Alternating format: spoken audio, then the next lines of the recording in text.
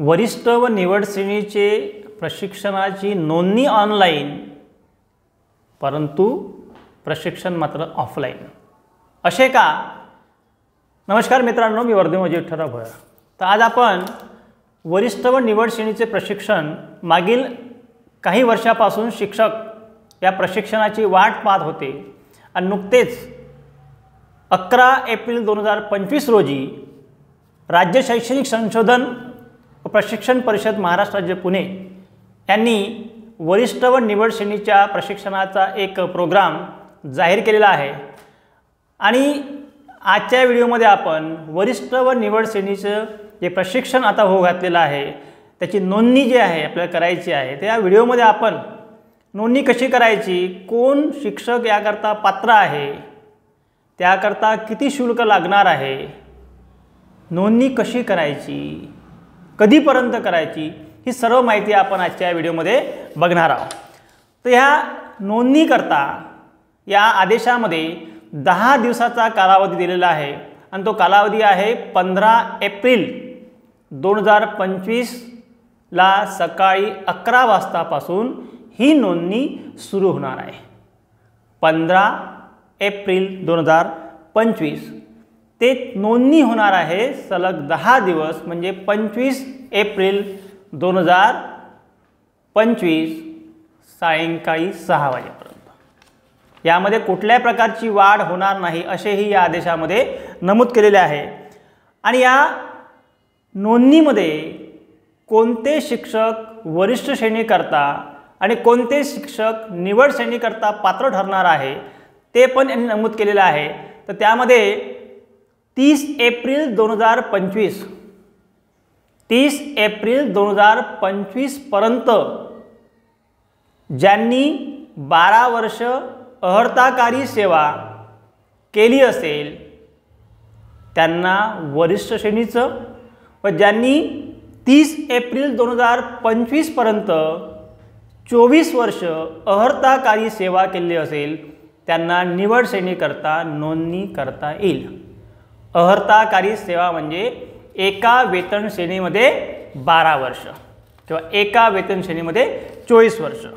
आता हे नोंदणी करण्याकरता एक वेबसाईट दिलेली आहे, आपण स्क्रीनवरती बघू शकता.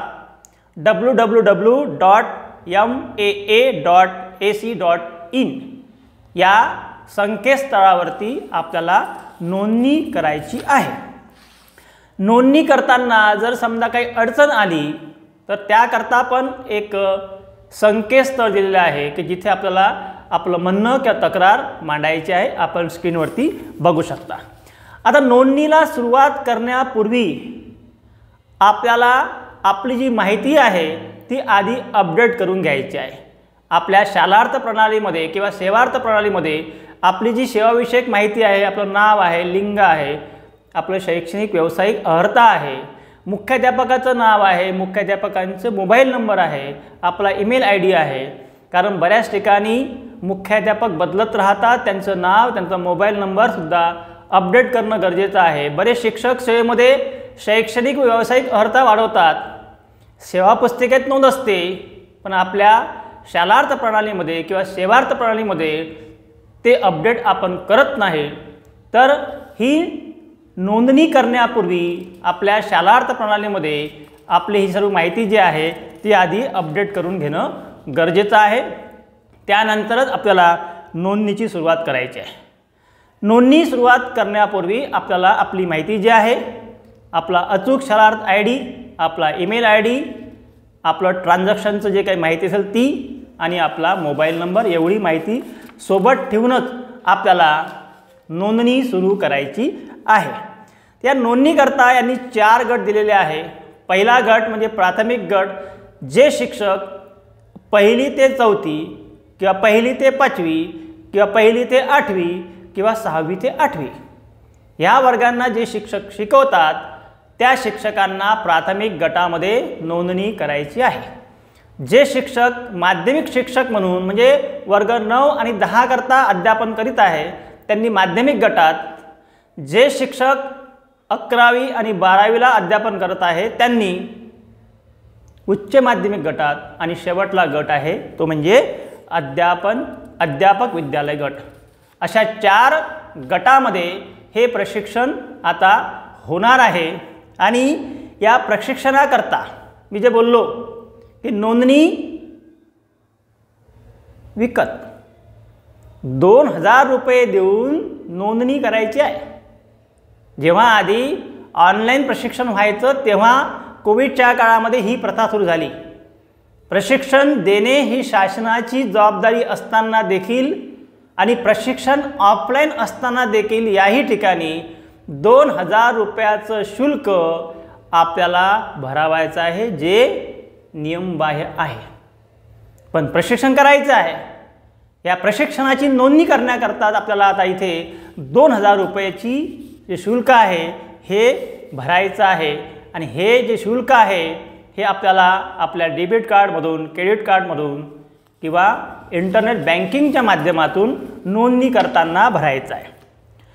परंतु ही माहिती भरल्यानंतर, सर्व माहिती भरल्यानंतर एकदा आपली माहिती तपासूनच ती माहिती ओके करा। आणि जर चुकीची माहिती आपण भरली तर आपण प्रशिक्षणापासून वंचित राहू शकतो। त्याचप्रमाणे आपण जे शुल्क भरत आहोत 2000 रुपये ते परत मिळणार नाही। म्हणून आपली जी माहिती आहे ही अचूक आहे का याची खात्री करूनच नंतर ओके करा, फायनल करा। त्यानंतर पुढला प्रश्न की समजा आपण सर्व केलं, नोंदणी केली, आता प्रशिक्षण केव्हा, असा प्रश्न सर्वांना पडलेला आहे। हे सर्व प्रशिक्षण जे आहे नोंदणी ऑनलाईन, पण प्रशिक्षण मात्र ऑफलाईन, प्रत्यक्ष प्रशिक्षण जिल्हानिहाय होणार आहे। फक्त प्रशिक्षण केव्हा होणार आहे याबाबत कुठलीही माहिती या आदेशात नमूद नाही। परंतु नेहमीप्रमाणे उन्हाळ्याच्या किंवा दिवाळीच्या सुट्ट्यामध्ये प्रशिक्षण आयोजित केले जाते। उन्हाळ्याचा सुरू होत आहे, सुट्ट्यांचा कालावधी येतो आहे। बऱ्याच शिक्षकांना प्रश्न पडला असेल की प्रशिक्षण केव्हा आहे काय, तर शक्यता आहे की जे काही चर्चा मी केलेली आहे तर आपल्या या उन्हाळ्याच्या सुट्ट्यांच्या कालावधीमध्येच हे वरिष्ठ आणि निवड श्रेणीचं प्रशिक्षण होणार आहे। परंतु यामध्ये एक गोष्ट लक्षात ठेवायची आहे की जे आपण ऑनलाईन पैसे या ठिकाणी भरणार आहोत त्या पैशाची जी PDF आहे ती सांभाळून ठेवायची आहे। कारण की त्या स्लिपमध्ये आपण कोणत्या गटामध्ये नोंदणी केलेली आहे आणि आपला नोंदणी क्रमांक त्या स्लिपमध्ये राहणार आहे। आणि एवढी माहिती मला पुरेशी आहे।